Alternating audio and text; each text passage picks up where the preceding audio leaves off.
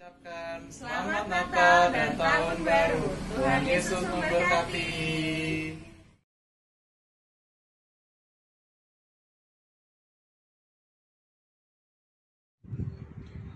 Hai, Natal semakin dekat. Yuk kita ramai-ramai buat ucapan digital Natal. Seperti keluarganya Mas Novan dan Mbak Ani tadi, cukup donasi 25.000 saja. Nah, tapi karena nanti acara Natal dan Tahun Baru itu waktu tayangnya terbatas, selain ada ucapan digital, bisa juga melalui ucapan yang biasa dilakukan oleh jemaat sekalian melalui form.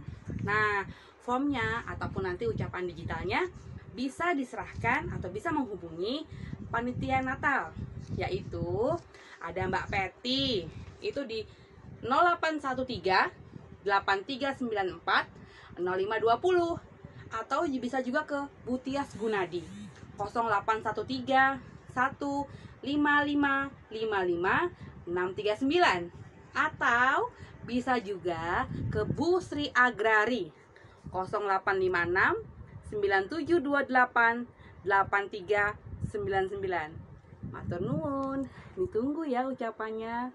Dah.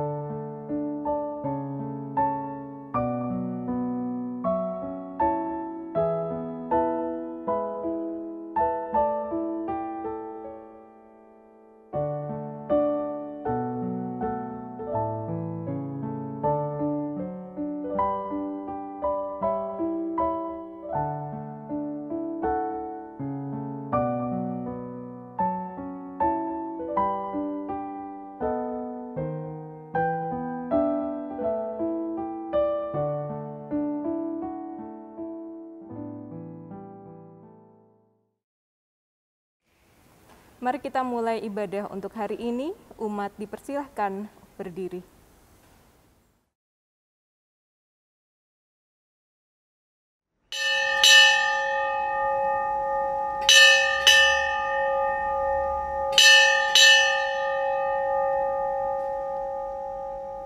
Jemaat yang dikasihi Tuhan, di dalam keheningan, marilah kita merendahkan diri dan membuka hati untuk memasuki Minggu Advent 2. Marilah kita kembali menghayati perkataan Nabi Yesaya, "Lihatlah, aku menyuruh utusanku mendahului engkau. Ia akan mempersiapkan jalan bagimu. Ada suara orang yang berseru-seru di padang gurun.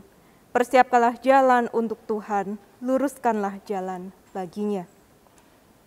Saat ini kita juga diundang untuk mempersiapkan diri dan kehidupan kita untuk menyambut kedatangan Tuhan dengan hidup di dalam pertobatan.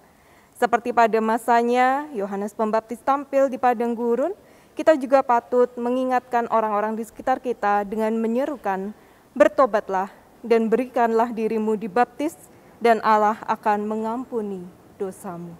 Mari kita bersama menyanyikan nyanyian pembuka dari Gedung Jemaat 85, bait yang pertama dan yang kedua, "Kusongsong Bagaimana."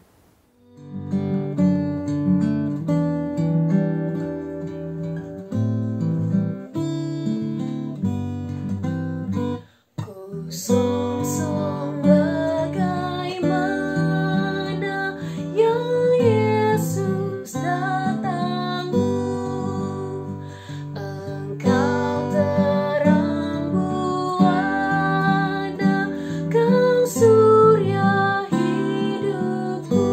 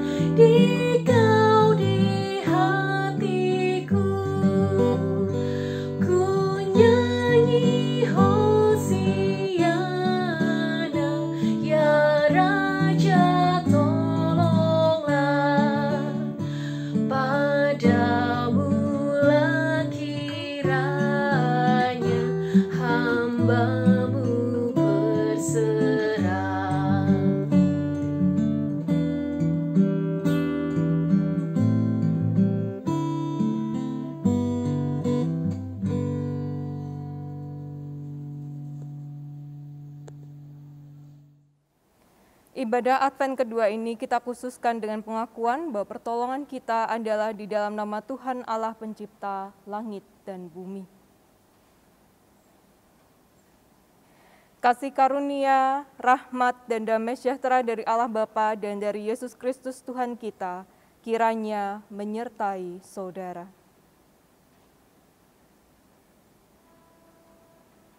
Umat dipersilahkan untuk duduk kembali. Lilin iman ini melambangkan anugerah Allah di dalam kehidupan kita. Dengan iman, kita percaya bahwa Allah menciptakan segala sesuatu dan menganugerahkan keselamatan kepada umatnya.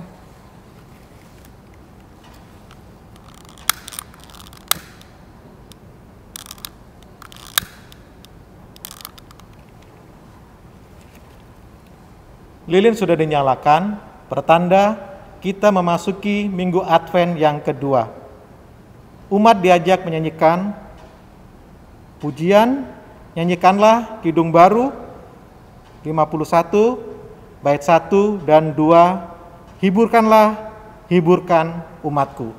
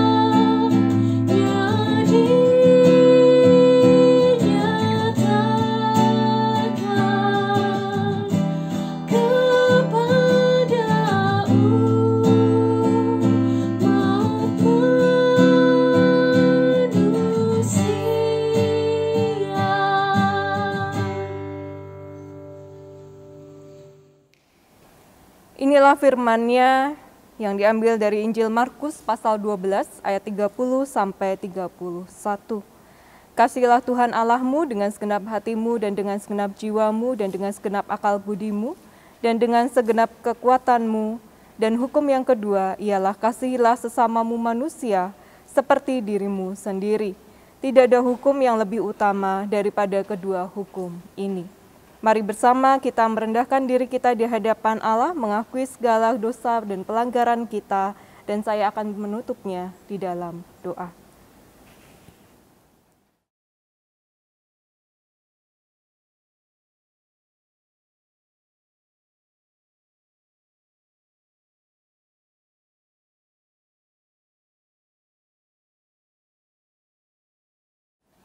Ya Bapa, ampunilah kami dan tuntun kami kembali hanya kepadamu saja.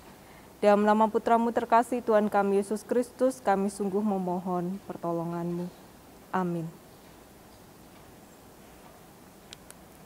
Bersama kita menyanyikan nyanyian pengakuan dosa dari pelengkap Kidung Jemaat 37, bait yang pertama dan yang kedua, Bila ku renung dosaku.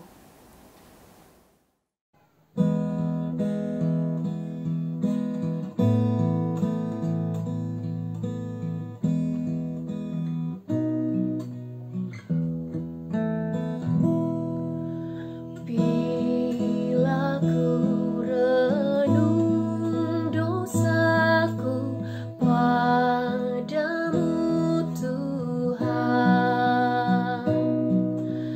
yang berulang ku lakukan di hadapan-Mu. Kasih sayang-Mu, perlindunganku, di bawah naungan sayap-Mu, damai hatiku. Kasih sayang-Mu, pengharapanku, usapan kasih setia-Mu selalu ku rindu.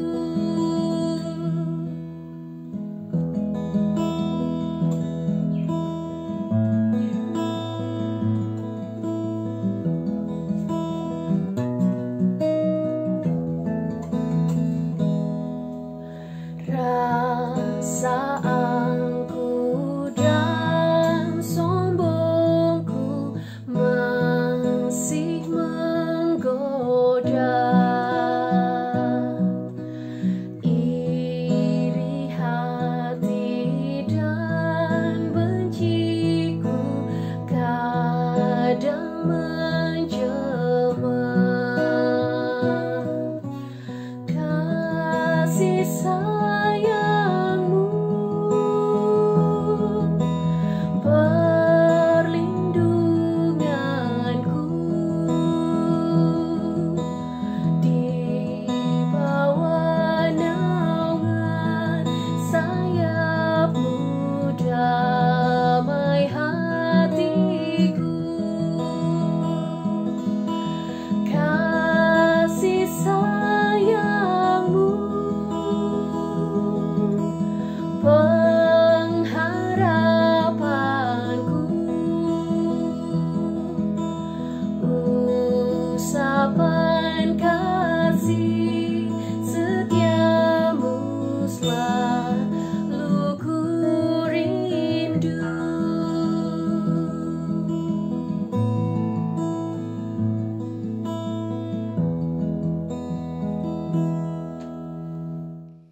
Umat dipersilakan untuk bangkit berdiri. Sebagai pelayan Yesus Kristus, kami beritakan bahwa pengampunan dosa berlaku dalam nama Allah Bapa, Putra, dan Roh Kudus. Kini marilah kita terima berita anugerah yang diambil dari Injil Markus, pasal 1 ayat 7 sampai 8. Sesudah aku akan datang Dia yang lebih berkuasa daripadaku. Membungkuk dan membuka tali kasutnya pun aku tidak layak. Aku membaptis kamu dengan air, tetapi Ia akan membaptis kamu dengan Roh Kudus. Dan terimalah petunjuk hidup baru yang diambil dari Kisah Para Rasul pasal 2 ayat 38. Bertobatlah dan hendaklah kamu masing-masing memberi dirimu dibaptis dalam nama Yesus Kristus untuk pengampunan dosamu, maka kamu akan menerima karunia Roh Kudus. Demikianlah berita anugerah dan petunjuk hidup baru dari Tuhan.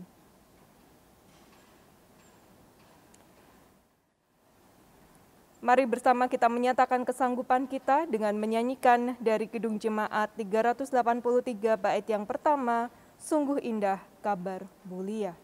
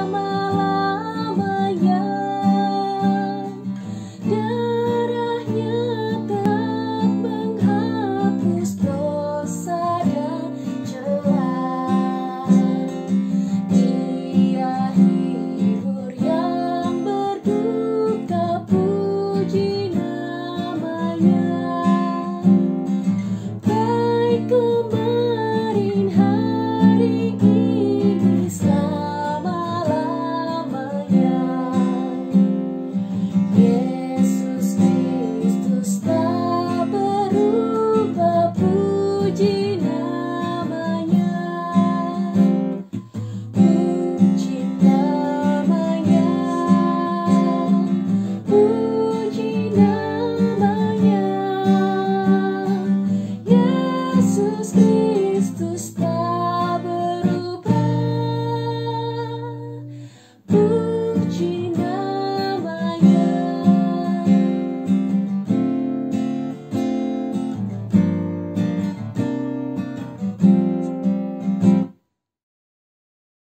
Umat dipersilahkan untuk duduk kembali, mari kita bersatu dalam doa. Ya Bapa yang Maha Baik, kami mengucap syukur untuk kebaikan yang Kau berikan di dalam kehidupan kami ya Bapa. Di dalam kondisi pandemi COVID-19 ini, Engkau masih melindungi kami, menjaga, memelihara kehidupan kami. Kami sungguh mengucap syukur untuk berkat-Mu yang luar biasa, di mana Engkau tetap hadir dan menjaga kami semua. Dan saat ini Tuhan, di minggu Advent kedua ini, kami kembali merendahkan hati kami di bawah kayu salib-Mu. Kami mohon ya Tuhan, dalam masa kami menjaga diri kami senantiasa, Engkau menuntun juga langkah hidup kami, sehingga pertobatan kami menjadi tidak sia-sia. Kami percayakan kehidupan kami ke dalam tangan-Mu, berfirmanlah ya Tuhan, supaya kami dapat mempersiapkan jalan bagi-Mu. Dalam nama Putra-Mu terkasih Tuhan kami Yesus Kristus, kami sungguh memohon pertolongan-Mu. Amin. Pembacaan Injil dari Markus pasal 1 ayat 1 sampai 8. Injil Markus pasal 1 ayat 1 sampai 8. Injil Markus pasal 1 ayat 1 sampai 8. Inilah permulaan Injil tentang Yesus Kristus anak Allah. Seperti ada tertulis dalam kitab Nabi Yesaya. Lihatlah, Aku menyuruh utusanku mendahului engkau. Ia akan mempersiapkan jalan bagimu. Ada suara orang yang berseru-seru di padang gurun. Persiapkanlah jalan untuk Tuhan, luruskanlah jalan baginya. Demikianlah Yohanes Pembaptis tampil di padang gurun dan menyerukan, bertobatlah dan berilah dirimu dibaptis dan Allah akan mengampuni dosamu. Lalu datanglah kepadanya orang-orang dari seluruh daerah Yudea dan semua penduduk Yerusalem. Dan sambil mengaku dosanya, mereka dibaptis di sungai Yordan. Yohanes memakai jubah bulu unta dan ikat pinggang kulit, dan makanannya belalang dan madu hutan. Inilah yang diberitakannya. Sesudah aku akan datang Ia yang lebih berkuasa daripadaku. Membungkuk dan membuka tali kasutnya pun aku tidak layak. Aku membaptis kamu dengan air, tetapi Ia akan membaptis kamu dengan Roh Kudus. Berbahagialah setiap orang yang mendengarkan dan memelihara firman Tuhan. Maranatha.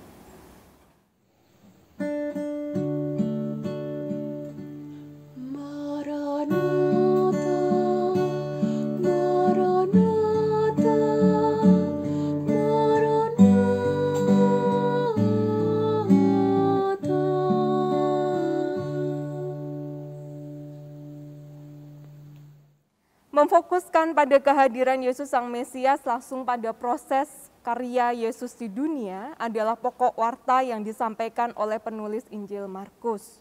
Bagi penulis Injil Markus, kehadiran Yesus dan karyanya di dunia adalah kabar baik yang harus semestinya dihayati oleh umat percaya sepanjang zaman yang membaca Injil Markus ini. Supaya umat percaya dapat menghayati dengan benar pesan yang ada di dalamnya, maka penulis Injil Markus ini memulai dengan penegasan janji akan kehadiran Sang Mesias yang sudah lama ditunggu-tunggu oleh bangsa Israel. Disinilah penulis Injil Markus ingin mengarahkan para pembacanya supaya mereka dapat mempersiapkan hati dan pikiran mereka hanya tertuju pada Yesus Sang Mesias. Kehadiran Yohanes Pembaptis merupakan tokoh kunci bagaimana seorang beriman mempersiapkan dirinya untuk menyambut kedatangan Yesus Sang Mesias. Penulis Injil Markus bahkan menegaskan bahwa sikap dan tindakan yang dilakukan oleh Yohanes Pembaptis ini bukanlah sikap dan tindakan tanpa dasar. Penulis Injil Markus menunjukkan dasar sikap dan tindakan yang dilakukan oleh Yohanes Pembaptis pernah dinubuatkan oleh Nabi Yesaya di dalam kitab Yesaya pasal 40 ayat 3 maupun dalam kitab Maleaki pasal 3 ayat 1. Dengan demikian kita disadarkan betul bahwa sikap dan tindakan mempersiapkan diri yang dilakukan oleh Yohanes Pembaptis maupun umat pada masa kini dalam rangka menyambut kedatangan Yesus Sang Mesias merupakan sebuah panggilan, yang mana di dalamnya seperti halnya yang dilakukan oleh Yohanes Pembaptis, dibutuhkan suatu kerelaan hati untuk mengosongkan diri, memberikan diri secara total hanya untuk menyambut kedatangan Sang Mesias.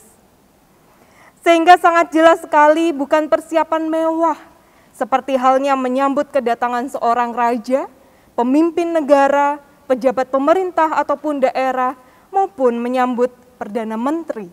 Tetapi persiapan sederhana yang dimulai dari dalam diri masing-masing. Menarik dengan kalimat, persiapkanlah jalan untuk Tuhan, luruskanlah jalan baginya. Menjadi pertanyaan, mengapa perlu bagi Yesaya dan Maleaki, bagi siapapun itu yang pada akhirnya ditujukan surat ini kepada Yohanes Pembaptis untuk dapat mempersiapkan jalan bagi Tuhan. Hal ini tidak lepas dari sikap bangsa Israel yang sering mendua kepada Allah. Dalam satu sisi, mereka betul-betul menantikan kehadiran Mesias ini. Tetapi dalam sisi yang lain, sikap dan tingkah laku mereka tidak mencerminkan bahwa mereka memang sungguh menantikan kehadiran Sang Mesias. Misalnya saja ketika hidup di bawah wilayah penjajahan Babelonia pada masa Nabi Yesaya. Mereka juga berbaur mengikuti upacara agama yang dilangsungkan oleh orang-orang yang menjajah mereka. Karena mereka takut kalau tidak mengikuti, maka mereka akan dihukum. Sikap dan perilaku mendua hati ini yang menjadi sorotan Nabi Yesaya pada waktu itu. Sehingga ketika Nabi Yesaya menubuatkan mengenai seseorang yang akan membuka jalan bagi kedatangan Sang Mesias, maka orang tersebut hanya memberikan hati, pikiran, sikap dan tindakannya tertuju kepada Sang Mesias itu sendiri. Itu mengapa apa yang dilakukan oleh Yohanes Pembaptis dalam rangka mempersiapkan diri menyambut kedatangan Sang Mesias lebih banyak menghabiskan waktunya di padang gurun. Padahal kita tahu siapa Yohanes Pembaptis. Dia adalah anak seorang imam. Dengan predikat bapaknya, tentunya Yohanes Pembaptis bisa saja mempersiapkan di dalam bait Allah atau di Yerusalem itu sendiri. Tetapi itu tidak dilakukan. Justru dia keluar dari Yerusalem, keluar dari zona nyamannya dan mencari tempat yang ekstrim, yaitu padang gurun. Disitulah ia menghabiskan waktu, bukan sekedar untuk menyepi, tetapi Yohanes Pembaptis betul-betul ingin mempersiapkan diri, sehingga ia layak untuk dapat menyambut Sang Mesias. Meskipun dia mengatakan di pasal yang di ayat yang ke-7, kalau ia membuka tali kasutnya saja, ia pun masih tidak layak. Tetapi itulah proses kerendahan hati Yohanes Pembaptis. Ia merendahkan hatinya di bawah tuntunan Allah itu sendiri. Di padang gurunlah ia menyiapkan betul dirinya, melayakkan betul dirinya. Dan tidak hanya itu, Yohanes Pembaptis juga mencukupkan dirinya, kebutuhan jasmaninya dengan hal yang sangat sederhana. Bahkan betul-betul sederhana, menggunakan pakaian dengan jubah kulit unta dan ikat pinggang kulit, serta makan belalang yang kemungkinan ketika itu Bapak, Ibu, dan Saudara terkasih merupakan tumbuhan yang biasa hidup di cuaca yang ekstrim seperti padang gurun pasir. Tumbuhan itu memang namanya pohon belalang. Dan ditambah dengan ia mencukupkan hanya memakan madu hutan. Disinilah kita bersama tersadarkan bahwa panggilan mempersiapkan diri menyambut kedatangan Sang Mesias ini memang dibutuhkan keinginan hati yang kuat, yang tidak mudah dipatahkan oleh segala hal godaan kenikmatan duniawi ataupun kekhawatiran serta ketakutan. Dengan menjalani hidup yang benar di dalam jalan yang lurus sesuai dengan tuntunan Allah saja yang membuat Yohanes Pembaptis maupun kita secara pribadi bisa menjadi layak di hadapan Sang Mesias. Yohanes Pembaptis menyadari bahwa untuk melakukan itu semua bukanlah hal yang mudah. Itu mengapa Yohanes Pembaptis kemudian menyerukan, bertobatlah dan berikan dirimu dibaptis, dan Allah akan mengampuni dosamu. Pertobatan merupakan jalan atau cara bagi umat untuk dapat kembali kepada Allah.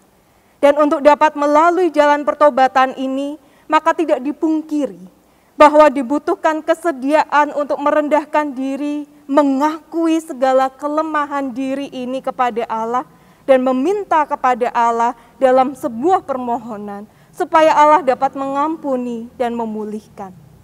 Dalam jalan pertobatan yang ada adalah kerendahan diri di hadapan Allah dan kepasrahan hidup kepada Allah. Di minggu yang lalu, kita bersama diminta untuk berjaga-jaga, karena memang banyak sekali godaan yang seringkali ada di dalam diri kita dan menghampiri kehidupan kita. Menyadari bahwa begitu rentannya diri kita terhadap berbagai hal yang bisa timbul dari dalam diri maupun dari luar diri kita, maka di minggu yang kedua ini, kita bersama diminta untuk merendahkan diri kita di hadapan Allah dalam pertobatan, supaya Allah lah yang menjadi penguasa atas diri kita. Itu kenapa baptis merupakan salah satu tanda kehadiran Allah. Kehadiran yang membersihkan diri kita seperti air, sehingga kita disegarkan dan dipulihkan kembali. Maupun di dalam Roh Kudus yang akan memurnikan iman kita kembali pada tujuan untuk apa Tuhan membentuk dan menghadirkan saya di dunia ini.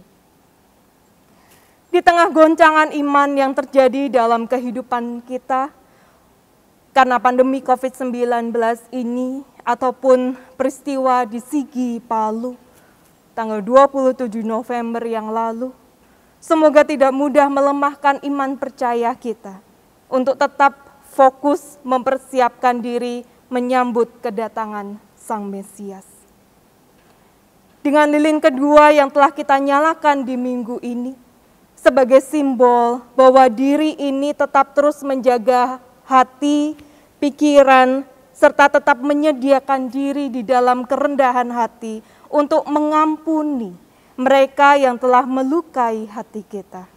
Mendoakan supaya pertobatan itu pun terjadi dan dilakukan oleh mereka. Bapak Ibu Saudara yang terkasih dalam Tuhan Yesus Kristus, tetaplah untuk senantiasa menjaga kedamaian di dalam pikiran, hati, dan lingkungan kebersamaan kita. Tetaplah berjaga-jaga dan berjalan bersama dengan Tuhan Yesus, karena Tuhan Yesus sendiri yang akan memampukan kita. Mari kita tetap mempersiapkan jalan untuk Tuhan dan meluruskan jalan bagi Tuhan, Sang Mesias. Amin.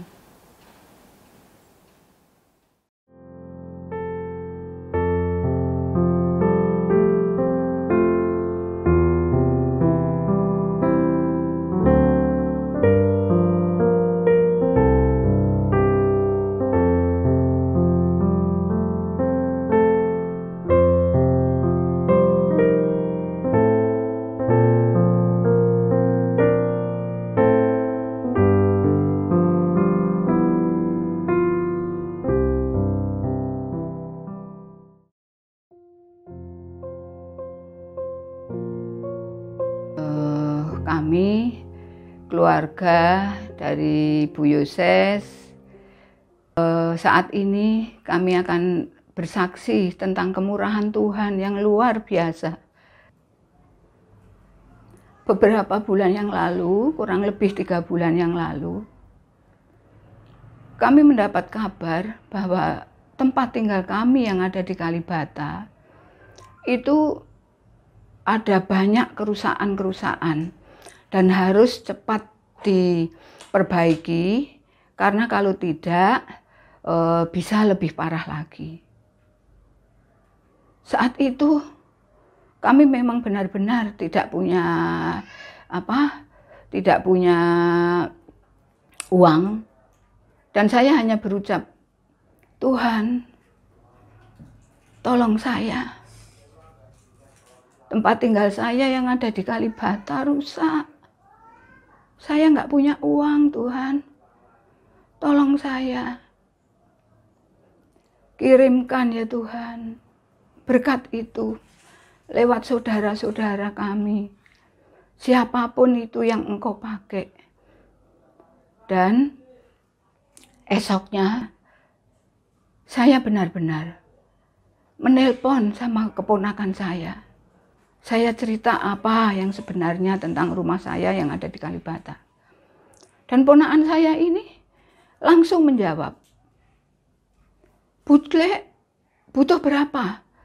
Nanti saya siapkan. Dan saya waktu itu memang benar. Saya bilang, Bule butuh 3 juta. Oh, 3 juta. Saya kirim ya Bule. Ponakan saya itu benar-benar mengirim. Memberikan uang 3 juta. Dan saya cepat-cepat ke Kalibata. Dan uang itu hanya untuk belanja. Itu hanya untuk apa ya? Untuk kayu-kayu yang bisa untuk membetulkan di bagian atas, bagian apa itu namanya itu? Itu uang 3 juta hanya untuk beli balok-balok itu. Terus tukangnya bilang, Ibu, ini hanya untuk beli balok-balok aja. Yang lainnya belum ya Bu, tapi saya akan mengerjakan balok-balok ini. Untuk penyangga rumah soalnya Bu, kalau enggak rumahnya bisa ambruk di belakang. Oh ya sudah, terserah Bang Ali aja. Nah, pas kebetulan tukangnya namanya Ali. 5 hari kemudian Bang Ali nelpon, Bu ini sudah selesai ininya, masang ininya baloknya. Tapi Bu, saya itu kan masang balok itu kan bongkarin plafon. Ternyata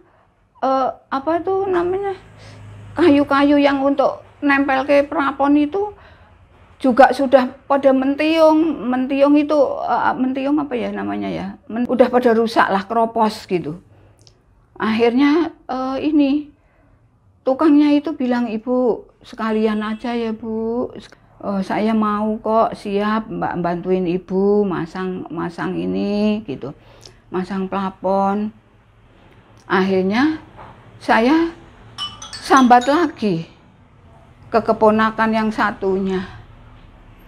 Dan keponakan yang satunya ini dengan ketawa-tawa, ih Bule katanya gitu, beneran nih Bule butuh katanya gitu.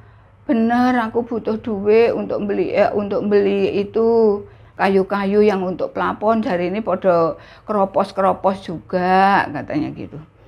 Oh ya sudah Bule, nanti saya transfer. Lah saya bilang, aku orang duwe rekening udah habis, saya bilang itu.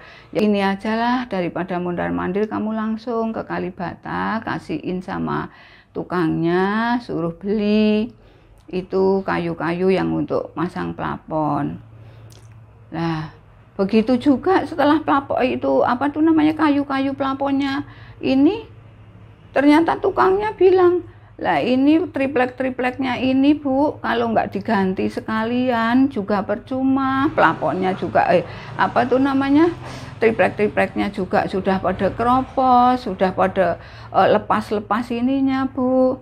Aduh Tuhan, kenapa sih mesti begini saya Tuhan, saya gitu sama Tuhan.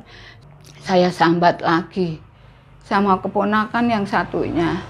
Apa sih Bule, saya bilang, udah setelah plafon-plafonnya ini ternyata juga triplek-tripleknya pada pada copot-copot. gini aja lah Bule, yang penting Bule sehat ya, jangan sakit, Bule nggak boleh sakit, kasihan Agung. Akhirnya benar, keponakan itu terus memberikan uang untuk ini, beli itu. Saya udah seneng banget. Begitu sudah selesai lagi, teras. Akhirnya begitu lagi. Aduh, saya bilang, ya Allah Tuhan, saya bilang kasihanilah saya. Akhirnya saya sambat lagi. Saya sambat lagi sama ponakan yang lainnya. Langsung, Bule, saya ke tempatnya Bule aja deh. Nanti saya yang tak ngasihin tukangnya, biar saya sekalian mau ngitung-ngitung ini tukangnya. Saya bilang, oh iya gitu. Saya udah lega banget, lega banget. Plafonnya sudah selesai, ininya sudah selesai. Sekarang tinggal teras. Terasnya itu di ujung-ujungnya semua pada bosok. Akhirnya sudah tahap ini selesai lagi dengan bantuan keponakan lagi. Itu. Sekarang terakhir. Sedangkan teras itu juga kan rusak. Tukangnya juga bilang, kalau umpamanya Bu dipotong Bu, triplek-tripleknya ini dipotong, harus bongkar juga, bongkar balok-baloknya yang ini plang-plangnya, juga makan waktu Bu, katanya. Dalam hati saya, tapi saya merasa berdosa waktu itu. Ini tukang bohongin apa enggak ya? Saya bilang gitu. Tapi saya bilang, saya dalam hati, seandainya saya dibohongin pun, saya udah bersyukur lah. Rumah saya, tempat tinggal saya udah agak bagusan, saya begitu aja. Akhirnya benar, dibetulin lagi, betulin lagi. Saya sudah luar biasa senangnya, luar biasa karena apa? Dalam hati saya sebentar lagi saya akan dapat uang kontrakan dan saya pastinya punya uang. Lah di atas dapur itu pas kebetulan kan ada tangga naik ke atas untuk jemuran kan. Ternyata ya itu tadi karena rumah sudah tua itu akhirnya itu juga harus dibongkar. Saya waktu itu sempat keluar air mata, memang nangis di depan tukangnya itu. Bang Ali namanya, Bang Ali, aku kayaknya udah nggak kuat lagi nih kayak gini, saya bilang gitu. Nanti aja, kenapa Bang? Saya bilang gitu. Nggak apa-apa Bu, nanti aja. Begitu ini saya sampai rumah udah stop aja. Begitu stop aja, kok dilalai kok nggak ada yang ngontrak, maksudnya belum ada yang mau ngisi gitu loh. Lah ini kalau nggak ada yang ngisi, terus ini kontrakan rumah atas itu pada rusak, terus bagaimana ya? Saya pikir gitu. Apa saya tak nyoba lagi? Apa bagaimana ya? Saya bilang gitu. Luar biasanya Tuhan Yesus. Sangat baik untuk keluarga saya. Saya nembung lagi, dengan nekat saya nembung lagi sama ponakan. Dan ponakan itu siap. Bule, saya ini aja. Nanti kekurangannya baru Bule ya, katanya. Saya belikan bata untuk dinaikkan aja sekalian, biar selaras dengan rumah yang samping. Karena kalau enggak, nanti airnya pada jatuh ke rumahnya ibu semua, katanya. Saya bilang, ya Tuhan, saya bilang, kok seperti ini ya, saya bilang gitu. Tuhan Yesus, saya bilang gitu. Saya udah nggak sanggup lagi, sudah nggak sanggup lagi. Tapi ya itu tadi, Tuhan itu selalu mendengar doa dan permintaan permohonan hambanya, anaknya yang benar-benar membutuhkan pertolongan Tuhan. Seumur hidup saya baru mengalami seperti ini. Tanpa suami, tanpa Pak Yoses, saya harus berjuang sendiri. Tapi luar biasa sekali lagi. Tuhan Yesus luar biasa. Dengan pertolongan Tuhan, akhirnya semua selesai.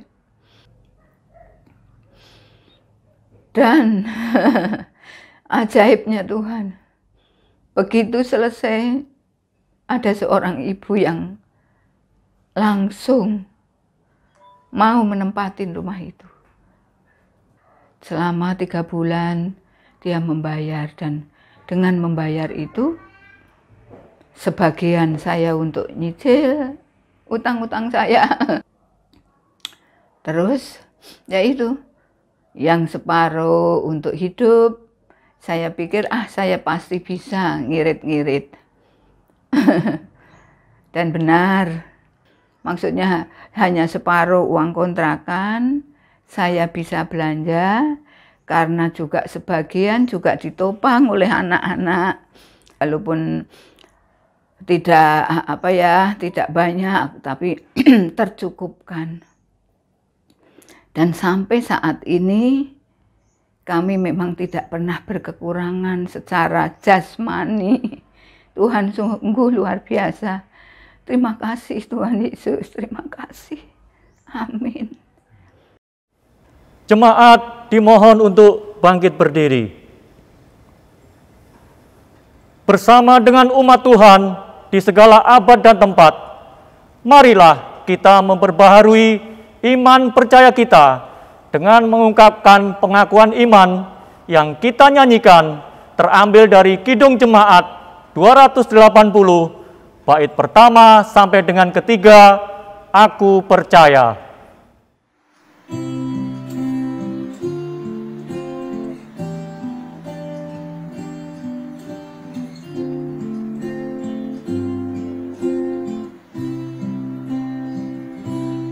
Aku percaya Allah yang kekal, yang oleh sabda kita kenal, Bapa pencipta alam semesta,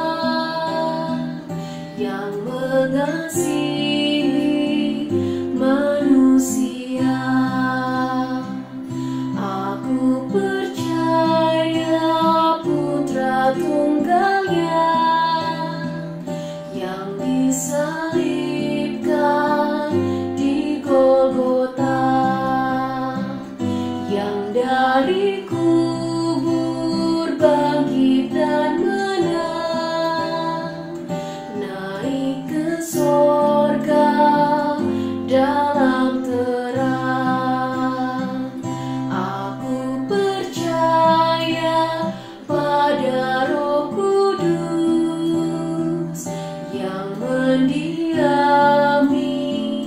kita terus. Aku percaya gereja yang esa, ku jadi suci di dalamnya.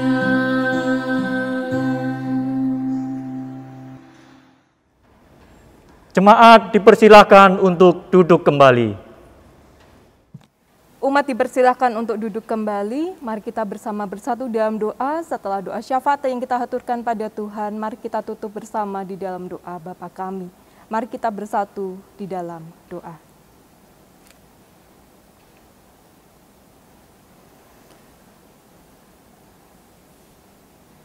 Ya Bapa yang maha baik dan pemurah, di masa Advent minggu kedua ini, kami bersama berkumpul, menundukkan diri kami di hadapan-Mu.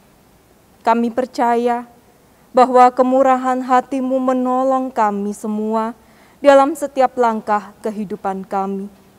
Meskipun situasi dan kondisi kami semua masih ada dalam bayang-bayang pandemi COVID-19, tetapi kami yakin bahwa Engkau senantiasa ada bersama dengan kami. Engkau menolong kami dan keluarga kami masing-masing dengan cara yang begitu luar biasa. ketika kami mengusahakan kehidupan kami dan kami juga tetap berupaya menolong saudara-saudari kami, Engkau terus menopang kami, menopang kesehatan dan kondisi perekonomian keluarga kami. Ya Bapa, kami sungguh bersyukur kepadamu. Semua yang telah Engkau lakukan kepada kami, menolong kami untuk terus mengandalkan Engkau dalam kehidupan kami. Dan inilah salah satu wujud pertobatan iman kami, sehingga kami dapat mempersiapkan diri kami untuk menyambut kehadirat-Mu. Saat ini ya Bapa, kami sungguh memohon kepadamu untuk Engkau tetap menopang keluarga saudara kami yang ada di Sigi Palu. Sungguh ya Bapa, berita ini menjadi duka yang mendalam bagi kami semua. Kesedihan hari itu menjadi kesedihan bagi kami semua. Di masa Advent kedua ini, kami mohon kepadamu, supaya kami tetap dapat menjaga iman kepercayaan kami dengan tidak terpancing emosi, dan tetap menjaga kerukunan antar umat beragama. Karena kami yakin dan percaya bahwa keadilan-Mu ada dalam diri para pemimpin kami.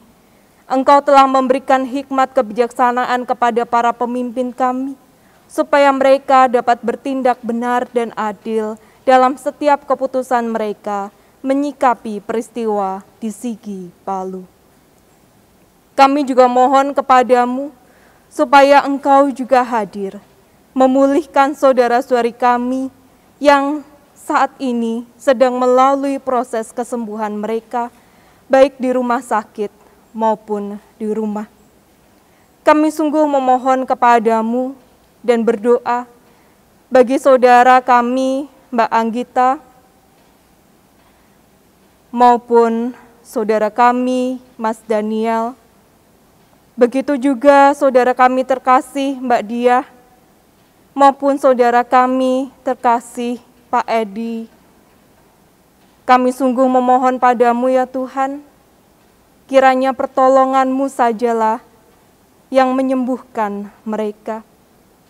Kami juga tidak pernah melupakan saudara kami terkasih Mas Iwan dan keluarga. Sungguh kami memohon pertolongan-Mu, kiranya Engkau sendiri yang memulihkan mereka. Begitu juga Mbak Esther yang masih di dalam proses pemulihannya. Untuk bisa bertemu dengan keluarga, kami sangat yakin Engkau menjamahnya dengan begitu luar biasa. Kami juga tidak pernah melupakan orang tua kami terkasih, Ibu Kusnandia Bejo Prawoto, Ibu Sri Hartati Dawami, Ibu Sri Kasilah Sunarto, Bapak Sunarto, Ibu Sunarsih Mulyo Sutarjo, Ibu Sarmina Sadiman, Bapak Gatot Raharjo, Bapak Harno Hadi, Ibu Gatot Raharjo, Ibu Sukarti, Ibu Sih Murwani Rahayu Budi Sukamto, Bapak Soekarno Hadi Subroto, Ibu Amirah Jumadiono, Bapak Pitoyo, Ibu Puji Astuti Sudono, Bapak Sudono, Bapak Aceh Mujiono, Bapak Suyitno, dan Bapak Esparmun. Kiranya Engkau terus memberkati orang tua kami terkasih ini di kondisinya saat ini ya Bapa. Engkau tetap memberikan kekuatan bagi mereka, pendampingan bagi mereka, dan pemulihan di dalam kehidupan mereka. Kami juga mohon berkat-Mu juga hadir di dalam kehidupan saudara kami Sri Hesti Indrawati, Ibu Rini Larastiati, Ibu Diana Krisnandari Marunduri, Ibu Naomi Iska, Bapak Sabto Raharjo Tarmuji, Ananda Natania Widan, Ananda Elizabeth, Bapak Josunarjo, Bapak Saryanto, Bapak Subarno, Ibu Yunian Rosa Lestari, Saudara Katon Prilaksono, Bapak Bambang Sulistiono, Bapak Setio Gunawan, Saudara Joko Sulistiono, Ibu In Paulus, Ibu Raminten, Bapak Yorsihite, Bapak Kalam, Bapak Taslim, Bapak Dwijo Taryono, Bapak Hartoyo, dan Ibu Endah Hayu Wulandari. Kami sungguh memohon padamu ya Tuhan, kiranya juga Engkau tetap menjaga dan memberikan semangat bagi mereka, bahwa tidak ada yang mustahil bagimu ketika setiap orang anaknya berseru meminta pertolongan kepadamu, maka Engkau akan datang melawat dan menyembuhkannya. Kami juga mohon ya Tuhan, kiranya Engkau juga hadir, menolong anak-anak kami yang sedang menghadapi ujian. Tuntun dan tolong mereka di tengah proses pembelajaran selama pandemi COVID-19 ini, supaya mereka dapat terus konsentrasi sehingga dapat mengerjakan dan menyelesaikan tugas ujian dengan tenang. Kami juga mohon bagi anak-anak-Mu yang berharap menemukan pasangan hidupnya masing-masing, maka jagalah iman mereka, supaya tetap yakin dan percaya kepadamu bahwa Engkau sudah mempersiapkan pasangan bagi masing-masing mereka. Dan pada saatnya nanti, Engkau akan mempersatukan mereka dan memberkati mereka dalam ikatan pernikahan yang kudus. Kami juga mohon bagi saudara-saudara kami yang sedang mempersiapkan pernikahan mereka di tahun yang akan datang, kiranya Engkau juga nanti akan melancarkan segala sesuatunya dan memberkati mereka. Begitu juga kami mohon bagi saudara-saudari kami yang terus berupaya untuk mencari pekerjaan atau sedang membuka lapangan usaha. Berkati segala usaha dan upaya setiap masing-masing saudara-saudari kami ini ya Tuhan.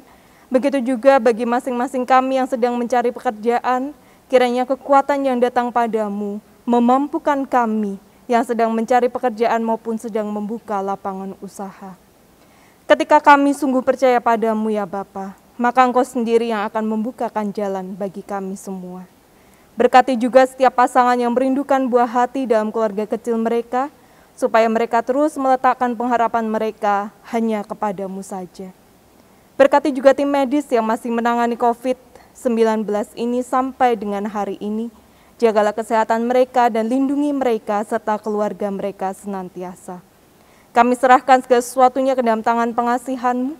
Dalam nama Tuhan Yesus Juru Selamat kami yang hidup, kami mohon dan kami serahkan doa yang telah Engkau ajarkan kepada kami semua. Bapa kami yang ada di surga, dikuduskanlah nama-Mu, datanglah kerajaan-Mu, jadilah kehendak-Mu di bumi seperti di surga. Berikanlah kami pada hari ini makanan kami yang secukupnya, dan ampunilah kami akan kesalahan kami, seperti kami juga mengampuni orang yang bersalah pada kami. Dan janganlah membawa kami ke dalam pencobaan, tetapi lepaskanlah kami dari yang jahat. Karena Engkau lah yang punya kerajaan dan kuasa dan kemuliaan sampai selama-lamanya. Amin. Bapak Ibu terkasih, marilah kita memberikan persembahan sebagai tanda syukur atas kebaikan Tuhan dalam hidup kita. Firman Tuhan yang melandasi ungkapan syukur ini diambil dari Mazmur 52 ayat 11. Aku hendak bersyukur kepadamu selama-lamanya, sebab Engkaulah yang bertindak. Karena nama-Mu baik, aku hendak memasyurkannya di depan orang-orang yang Kau kasihi. Adapun tata cara menyampaikan persembahan sama dengan ibadah-ibadah minggu yang lalu, yaitu persembahan dapat ditransfer melalui rekening BCA atau Bank Mandiri dengan nomor rekening yang tertera di warta gereja atau dapat disampaikan langsung ke kantor gereja.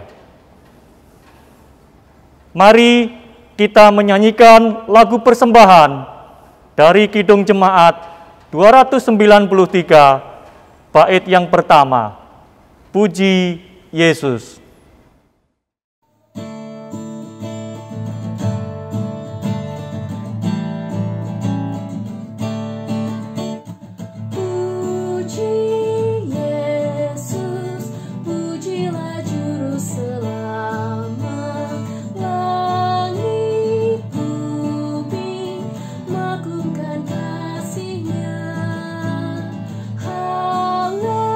Haleluya, nyanyi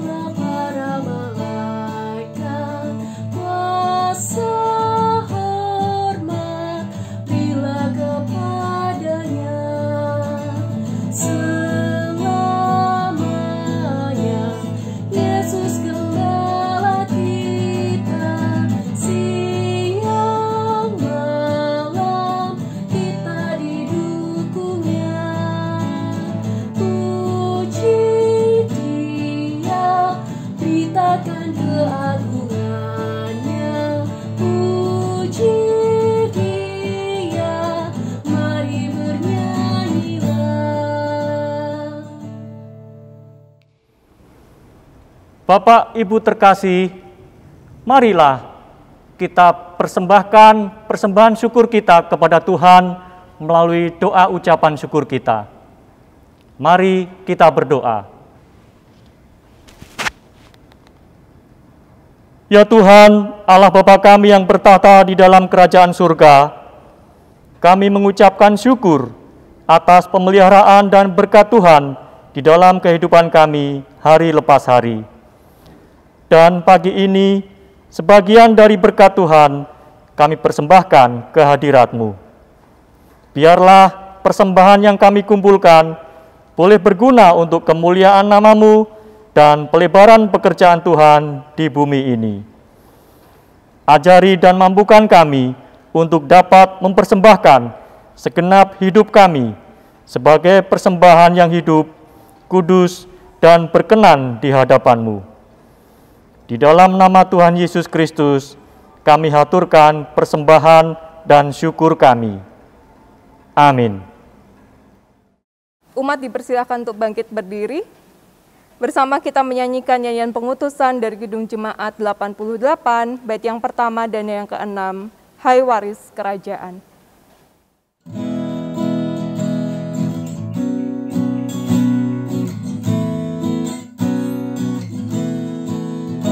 Hai waris kerajaan, rajamu sambutlah, siapkan kedatangan penghibur dunia, dan tampil ke depan, nyanyikan Hosiana, berharaplah padanya penuh dengan iman.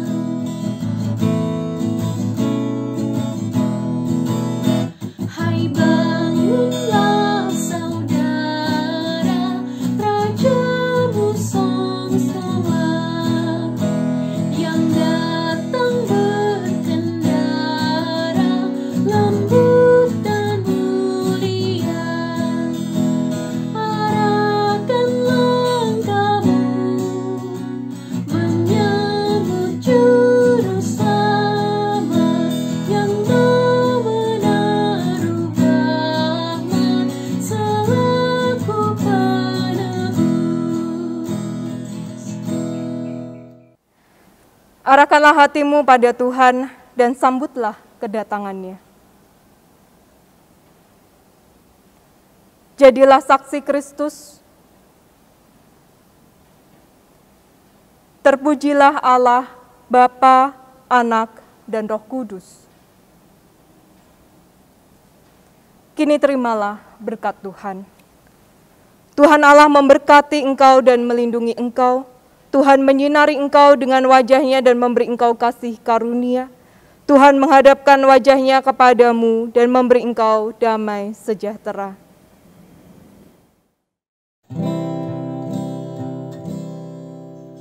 Maranatha, Maranatha, Maranatha, Maranatha, Maranatha,